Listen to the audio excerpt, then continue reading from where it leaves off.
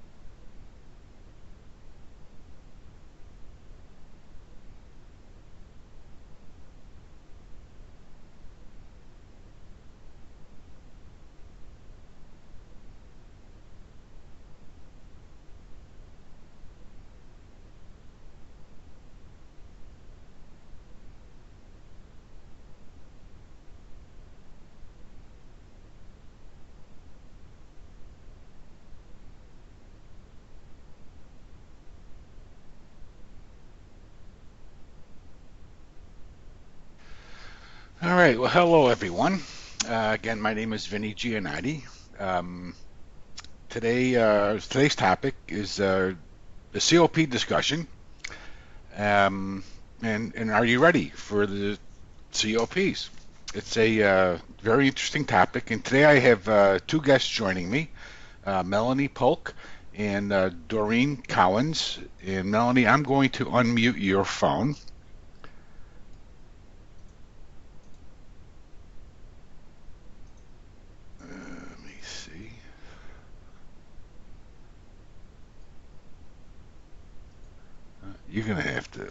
your phone, Melanie. I think there you go. There you go. How's that? Very good. And thank you, Melanie. You're welcome. Um, everyone, Doreen will be joining us shortly. So there's an in-service meeting scheduled today that she didn't plan on. And thank you, Melanie. That's very interesting. I Um, know. uh, Melanie's working from home and just was alerted there's a fire nearby. Oh boy. Well, hopefully you won't have to excuse yourself, and you can stay. I'm not Uh, working from home. I'm at my work. They've you're just at called your me and work. told me. Oh, Yeah. okay, okay, all right. Well, um, good luck with that. I hope everything works out. Thank you. Um, today's format is really going to be a discussion. Melanie and I will start it off, and there really is no slide presentation for today. So if you are calling in only, you're fine. You don't need to be viewing any slides. The slide that's up right now is just asks if you're ready for COPs and introduces Melanie and Doreen. Melanie is the Director of Nursing at Quality First Home Care, and Doreen is the Director of Education at Carroll Home Care. And interestingly enough, both are located in Tennessee.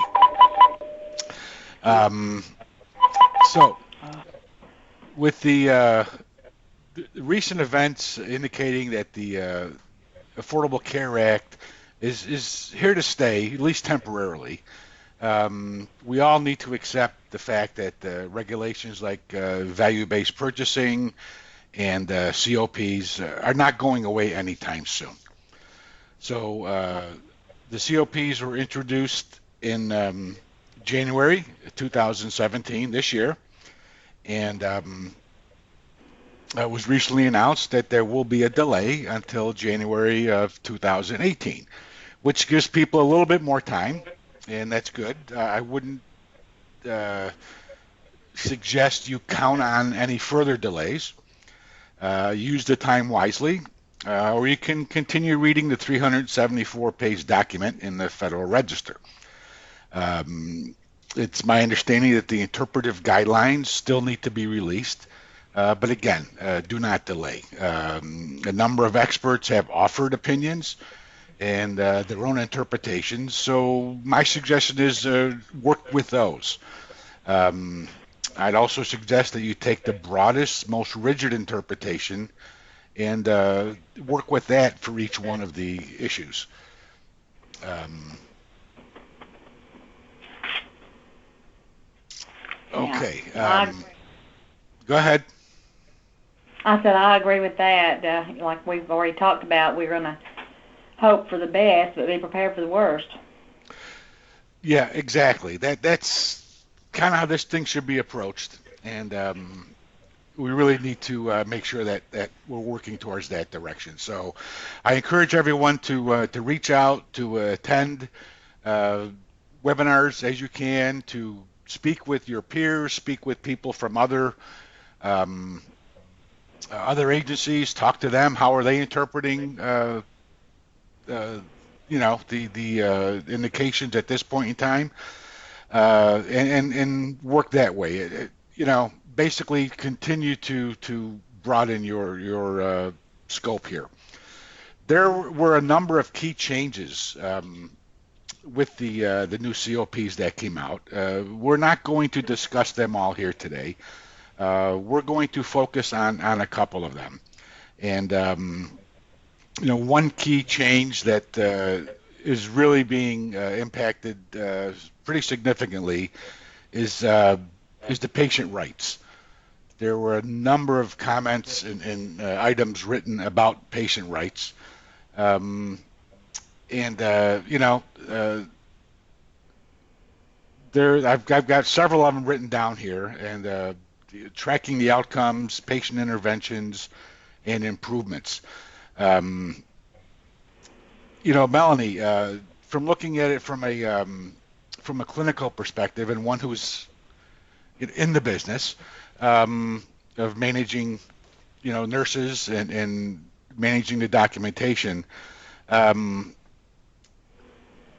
how are some of the ways that managing the patient rights is going to be possible? Well, we're looking at what we already have in place, and I'm sure that everybody else is like us. So much of what is in our patient rights has not changed, but the things that are going to have to be added to them are issues that you're going to have more documentation and a very purposeful documentation of things that you're going to be saying to your patients and their designated representative, because there has to be signatures of the patient themselves, and if there is a designated representative, like we're told there has to be, who are they going to name that person to be? They have to sign off on this as well. So by the second visit, you're going to have made that verbal, conversational um, explanation of their rights, in a way that they can understand it, and then in addition document that you've given them the written one.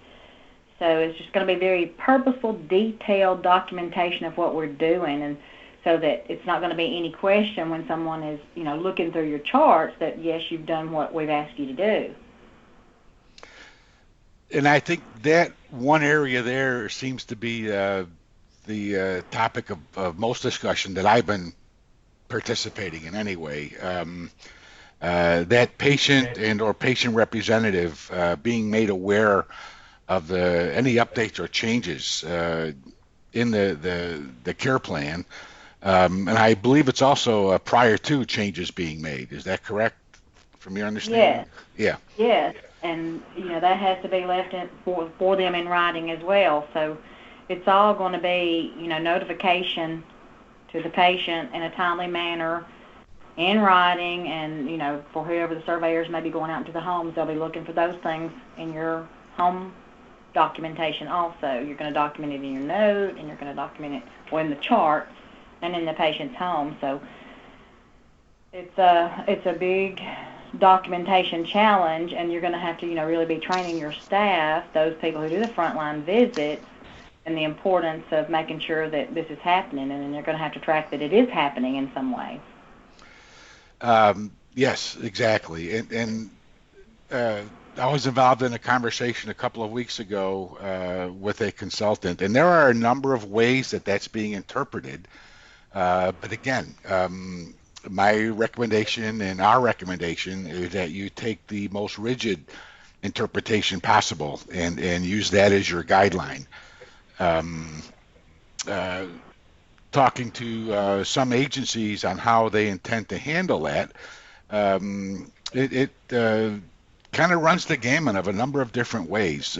Some people are actually hiring staff to do nothing but handle this communications. Some are relying on their current staff to, reach out to, the patient. Obviously, when they're there, it can be, more easily accomplished, but the patient representative is going to be a bit tricky. Um, you're talking a phone call, you're talking an email, maybe a text message, a number of different ways. And if you're relying on your staff to do all that, um, it it becomes somewhat cumbersome on the folks that you're relying on to do other things to now be maintaining, a channel of communication to, uh, with the patient and their family. So, um, my suggestion is to rely on automation for that. There are a number of ways to go about doing that, and I would suggest that that be the first place you look. Certainly, your uh, clinical point of care software providers should be able to provide you with some means to enhance that communication. You're relying on the physician to sign orders. You've got a physician's portal on most software, and most also have a patient portal. So I would look to those areas to use that way to communicate. Um, I think that's going to be a key feature and will lighten the burden somewhat if someone does have a very workable and easy to use program that's going to be the, you know, alerting you, well, it's time that you did this, and I don't have this recorded that you have it in your system yet, and, you know, just alerting you when those things are due again, if it's going to be something that has to be done repeatedly, or, you know, you've got your paperwork turned in for your starter care. Well, did you get your rights and responsibilities back in, and is it signed? And all that stuff set up in a system is going to be vital. yeah, I would agree with that, Melanie, 100%. If you're going to rely on people, setting their own diaries and setting their own follow-ups, again, we live in an automated world. Very few agencies today have paper point of care documentation, although there are some that do. Technology has come a long way, and the clinical documentation available, the resources available for everybody. Um, Utilize it to your best advantage. Talk to your software solution provider and speak to them about what they can do for you. Mm-hmm. Um, you really do need to rely on technology. You're not going to be able to do this alone. CMS is not going to be very forgiving, if you will, on the inability to meet these requirements. And this is just one. We're talking just about one of the new changes that have happened. So, again, where you Yeah. possibly can, utilize your technology. Right. Yeah, I think we're all very thankful for the pushback. We know it is coming, but at least that gives us a little bit more breathing room. And, looking forward to those interpretive guidelines, it's going to hopefully not be as stringent as what we fear, and that everybody has just kind of got alarmed at, the people who have went in and did these question and answers for us, and hopefully it's not going to be as stringent as what their answers have been to the questions that have been posed. So, we can just continue to pray, and maybe it's not going to be as bad as we think, but like we said, prepare for that worst scenario. Yeah, exactly. The 6 month delay, I think, to a lot of people was very welcome, and whether you're a provider or a software provider or a healthcare provider, it gives people a chance to prepare. I Right. think the initial, what was it, July rollout date was July. approaching. Yeah, July 13th. Yes, that was approaching quickly for a lot of folks, and moving it back to January certainly created some breathing room. But like Melanie has said, and like I have said, don't don't waste that time. Use it wisely. I don't know if anybody has looked, but the rollout's January 13th. Is that on a Friday? Oh, that would be Friday the 13th. That would be great. I have not looked, but that's an interesting question. uh, okay. Another another change in the there's been a big change in the timeline as well. The time frame requirements. Transfers in 2 business days and discharges in 5 business days. Um, Melanie, how much of a change do you see that creating for a lot of people? Well, it's going to be, staying up to date on knowing when your patients are going out, because I know so many times we don't even know until they've already been transferred to another facility, to the hospital, for example, and we see them once a week. So we see them on a Friday, and then we're getting ready to go see them again on this next Friday, and they went into the hospital on Monday of this week. So, your 2 business days are gone, but it's from finding out about it. So you've got to just get right on it right then. You can't put anything else that's urgent in front of it, and you've got to get this paperwork done and going into your documentation and explain, we found out about this today when we made our phone call to set our visit for Friday, and the patient had failed to let us know, and the hospital hadn't alerted us. So, again, your documentation is going to be ever so important. But getting that sent right out to the hospital is going to be a priority. I mean, your priority is going to change from, what you thought was priority at that moment to this is now priority. And again, you folks are the ones that work in the field, and you understand, um, uh, the challenges faced on a daily basis. So, uh, I really encourage everyone to work together and share ideas and share thoughts. Um, Another area is the one of the big changes that's coming through is the quality assessment and performance improvement, the QAPI. Mhm. It's my understanding that currently it's a quarterly review requirement, but the thinking is that CMS will replace that with an ongoing QAPI program. Correct. And that is something that's ideal. I mean, that will help us to better assess in real time and get interventions in place more quickly. And I think we all try to do that. But if you know that you're doing quarterly reviews of patients' records and to see if you're in compliance with everything you say you're supposed to be doing, and getting your MARs and whatever updated, and making sure that if someone did go to the hospital, you're looking to see what they went for and what we could have done. All that stuff that's going to be improvement and just taking better care of the patient is going to be a more regulated, timely exercise than possibly what so many have had to do because of other responsibilities. You may have to hire another person just to do your copy in real time. It may not be a full-time person. I'm not thinking that it would have to be a full-time person, but it may require some extra man hours to go on and get in compliance with this being done in as real time as we can get it.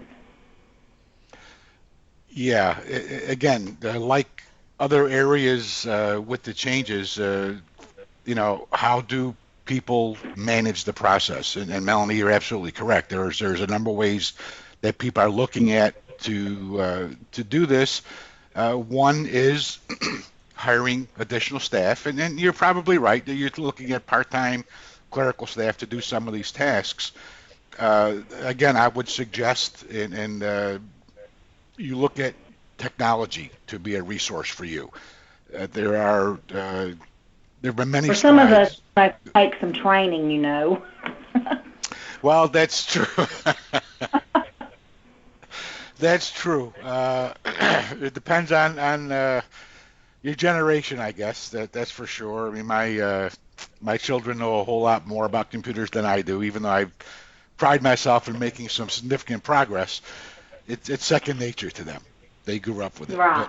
But again, Yes. technology can be very, very helpful. Talk to people in the business, talk to your software solution provider. They can make your life a lot easier. And if they can't, then call me, and we'll figure out a way to make your life a lot easier. Uh, very much like the patient rights, the QAPI changes with making it an ongoing program will require constant input and constant updating of the information that's available. So don't try and do it alone. Rely on other people, other resources to help you out. One of the last areas that I'm seeing a big changes is organizational and training. They, Absolutely. It's vital. In fact, we have scheduled a 2-day training for the 3 offices that I'm involved with in a central location next week to do some in-depth training just in preparation for the conditions of participation and value-based purchasing and everything that, we're looking at, trying to just stay ahead of the game and making sure we're in compliance with everything, and talking the language is real important. I think sometimes the frontline clinicians may get left out of all the verbiage that we throw out here, and I think that it's going to be more and more important to, talk to them about CoPs and use the same language that we're using with each other here during this webinar to our frontline clinicians, and giving them the big picture more and more, where we've kind of reserved that for managers. Everybody has to manage in some part of this to make sure that we're all going toward the same goal. So they have to manage their patient in a way that is more directed to the big goal. Where they're very strongly focused on, what's going on with the patient today. They've got more swelling, and, did they remember to take their diuretic, and how does this affect my end goal? How does this affect my outcome? What responsibility am I going to have to do now if I change my frequency? I'm going to have to let the physician know, and I'm going to have to let the patient know that the frequency is going to be changed, and this is going to alter this. So now I'm going to have to put this in writing and leave it here. It's just going to be so many changes for the clinicians that they're going to have to be educated differently. Yes, you're right. I mean, and again, consistency is the key with all of this. Uh, they've even gone as far as outlining the requirements of what an administrator does and has to, I guess, how they're prepared and what their requirements are. Uh, Right. Right. The administrator has not been so involved in the patient care aspect of it, but now they're expecting the administrators to be more, in the know about what's going on the day-to-day with your patients, and that kind of thing. So everything is personal and more detailed. It's a challenge, but I guess we were getting kind of stagnant. Home care is that ever-changing thing. Don't get too easy in that seat, because it's going to change. Yes, everything is going to be changing, that's for sure. I mean, they've created a clinical manager designation. Uh, they've increased the focus on the care coordination and care planning. Uh, uh, the time requirements, changing the supervision and training requirements for home health aides. They're essentially looking at the entire agency, how it functions, how each part of the agency performs their responsibilities and duties, and have upped the game, if you will. They've made it one step higher on how and what everyone needs to be doing, because the bottom line is the care of the patient and Right. keeping that patient out of the hospital and improving their health. Right, and if you're like me, if you're home care, you feel like it's all home care's responsibility to do that. I guess the hospitals feel like it's their responsibility, and the skilled nurse facilities feel like, but it really feels like home care has been given a huge task of keeping the patients out of the hospital. And that's something that we take pride in, but at the same time, you know, there's a time for them to be in an acute care facility, and they need to be there as long as they need to be there until they are safe to come back to us. That's very well said, Melanie. Very well said. Uh, the kind of back to basics here. The star ratings form a basis for everything. Uh, your VBP is a big part of it for the states that have VBP, but it's going to be rolled out to all states at some point in time, and your results today are impacting your reimbursement in 2 years, so it does matter. Um, but again, star ratings is critical. Managing those, I think a lot more attention is being paid 2-star ratings. I've been told that even insurance companies are looking at the star ratings and how they reimburse agencies. So it's critical that agencies manage your outcomes. And I've said this before, choose a partner that will help you with this. Um, Work with someone who can offer guidance and help you analyze your outcomes.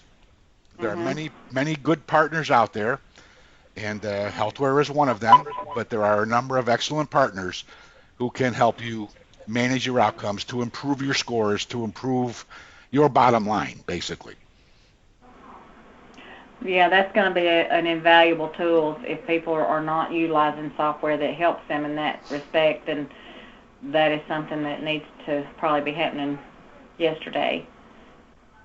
Yes, exactly. I would agree. And again, we've been talking about this in a number of different topic points on this call, but rely on technology. Again, in this situation here, in managing your day-to-day activities, technology can be your friend. Uh, Mhm. Melanie you were right on target too. I mean, it's a learning curve for a lot of people, but it really can help you in the end. So learn to rely on technology, learn to direct technology to provide you with the answers that you need. Mhm. I wanted to share something that just came to my mind that I don't know if Doreen's on or not, but that she had told last week when we were talking. And if your agency is like we are, we get very personal with the patients, and they look forward to their clinician coming, whether it's the nurse or the therapist or their bath girl or speech or whatever. And the clinicians are calling and saying, well, we're going to come out for your visit today. And she said, why are we saying visit? She had heard this from somewhere in a webinar she had attended. We need to be, saying, I'm coming for our appointment. You have a scheduled appointment with me today, to make them, think this is a medical appointment, like me going to my doctor, so that they are thinking about, well, what do I need to tell them? Because so many times they're looking so forward to our visits that they don't put us in that bracket with the extra arm of the doctor. And maybe I should have told them about what happened to me yesterday. It was strange, because all this stuff is going to be so important in knowing if something unusual is happening with them, to hopefully keep them from going to the hospitals and decreasing our acute care hospitalization needs, getting care needs and medications tweaked right then when something has happened to them that's kind of out of the ordinary. So talking a different language with them and not being their buddy and their friend and their visitor, but being that professional person that's coming representing their physician. That's an excellent point, Melanie. And even though Doreen hasn't been able to join us, she still contributed to this discussion. um, I thought, well, uh, that was just a light bulb. Pardon me? I said that was just like a light bulb when she said it the other day, because that's exactly what we do. They look forward to a visit, but they're not really thinking so much about us, this being my professional nurse who's coming on behalf of my doctor. So, if I want my doctor to know this, then she'll tell him. Yeah, I think that's an excellent point. Uh, we're making you are. I mean, you are making appointments to visit these patients. These You're the caregiver, and it's not a visit; it's an appointment, and that raises Mhm. the level. Certainly raises the level of what it is that you're doing, and raises the awareness, increases the awareness to the patient of what is going on and what this this appointment will be accomplishing. So, when someone's visiting your doctor, it's an appointment. So now Right. um, Mhm. it's much more. The element of the fact is much more is raised much more higher. So I don't know. Did anyone did Melody? Did you have any other thoughts to share with this? Because that was my last comment to talk about, was the using that term appointments versus visits. I can't open this to questions. Everybody can see the instant message on the left of the screen. I will open it up here so it's a little bit wider. Um, Please feel free to type in a question, or we can try and do this one at a time to open it up verbally for questions if people want to do it. I can unmute the audience. So if you have your phone on mute, leave it there. And unless you're ready to ask a question, then unmute your own phone. I'm going to go ahead and unmute the call right now, and I hope someone will jump in and ask some questions. Okay, I unmuted everyone, so either type in your question or feel free to ask it. And again, this is really a discussion, so let's make it that way. Yeah, if y'all have anything to share that you feel like is going to be impactful, please share with everyone listening. Or something that you're especially struggling with.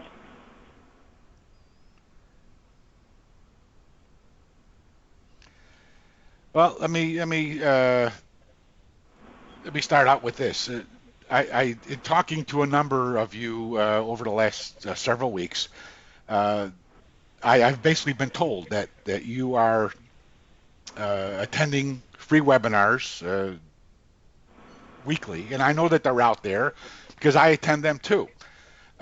What are you learning? Sort of like what Doreen said about the using the term appointment versus visits. What are some of the suggestions and tips that have come your way from some of the other webinars you've attended or some of the dialogues and conversations you've been in?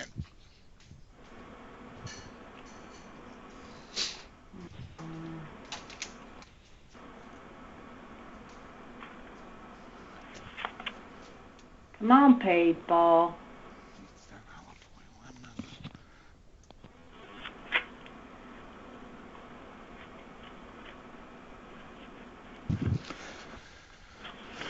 Okay. We have a shy group. That's unusual, but that's okay. I know we didn't cover everything today, but I think we had a very good dialogue. If you take anything away from this discussion, uh, please, understand that you're not in this alone. There are resources for you to get information. Talk to people. Um, I will have this recorded, so you can. I'll send out the link to the recording of this webinar, so you can call in and share some of it with your teammates, with other people that you work with. That people are dropping off here now, so I appreciate everyone joining us today. I hope you learned something from today's discussion, and I do encourage you to share your ideas amongst yourselves and amongst ourselves and other people, me included, and Melanie included, and Doreen Yes, included. absolutely. Uh, we're not working in a vacuum here.